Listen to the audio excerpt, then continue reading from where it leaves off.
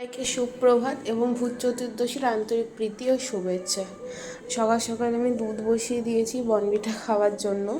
মা আর বাবা বাইরে গেছে রেশন ধরতে, ঠাকুররা এখনও ওঠেনি। ওখানে সব টুনি লাইট সাজানো জিনিসপত্র রয়েছে। একটাই টুনি লাইট লাগানো হয়েছে, যেটা ছাদে লাগিয়ে দেওয়া হয়েছে, আর বাকিগুলো এখন লাগানো হবে। ঘর দুয়ার পরিষ্কার করে পুরো ঘর আজকে সাজানো হবে। হচ্ছিল ঘরের পরিস্থিতি। আমাদের বাঙালিদের মধ্যে ভূত চতুর্দশীর দিন আমরা 14টা প্রদীপ ধরাই এবং 14টা শাক খাই। এবার কেউ আজকের দিনে 14টা প্রদীপের জায়গায় 14টা মোমবাতিও ধরিয়ে নেয়। তো সকাল সকাল উঠে গেছি, বনবিটা খেয়ে কাজে লেগে পড়বো, তারপর ঘর সাজাবো এবং সন্ধেবেলা আমরা 14টা প্রদীপ বা মোমবাতি ধরাবো। ঠিক আছে, তার আজকে সারাদিনে যা যা করবো তোমাদের সাথে সবার সাথে শেয়ার করবো, সঙ্গে থাকবে। এখন বাজে 4:30 মতো। উঠে এসেছি, আলো থাকতে থাকতে টিনি লাইটগুলো লাগিয়ে নেবো। এখানে সব বাক্সে বাক্সে রয়েছে। একটা টিনি লাইট এনেছে, সেটা ওখানে লাগানো, একটা লাগানো হয়েছে, বাকিগুলো এখন লাগাবো। টুনি লাইটগুলো লাগানোর পর কেমন লাগবে তখন সেটা দেখাবো। টুনি লাইট লাগানো শেষ হলো। এটা ঘরের ভিতরে, ঘরের বাইরে এটা দেখাই। লাইটগুলো বন্ধ করে তাহলে বুঝতে পারবে।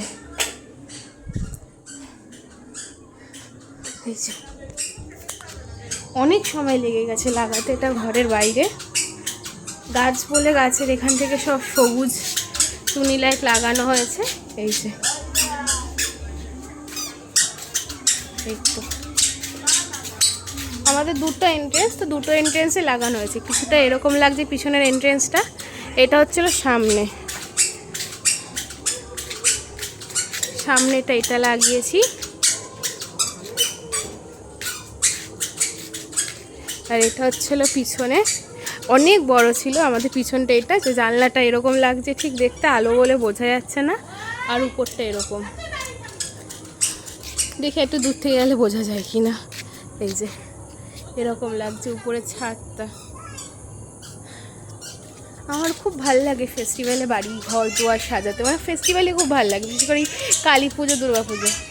ওখানে পাশের বাড়ি ওরা বাজি ফাটাচ্ছে বাচ্চা মানুষ। এবার মা পার্লারে গেছে, পার্লার থেকে আসলে আমি স্নান করে এবার আমরা মোমবাতি ভরাবো 14টা প্রদীপ। এবছর আর কিনিনি, প্রত্যেক বছর কেনে নে, এবছর আর আনা হয়নি। তাই মা বললো 14টা মোমবাতি ধরিয়ে দেবো।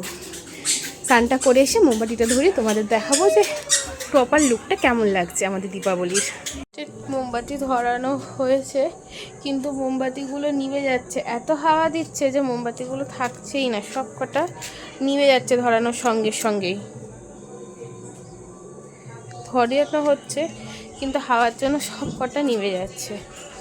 হচ্ছিল পুরোটা বাড়িটা সব আলো জ্বলছে মোমবাতি ধরানোর পর, টুনি লাইট লাগানোর পর। এরকম প্রত্যেক বছরই পুজোর সময় এভাবেই সাজানো হয়।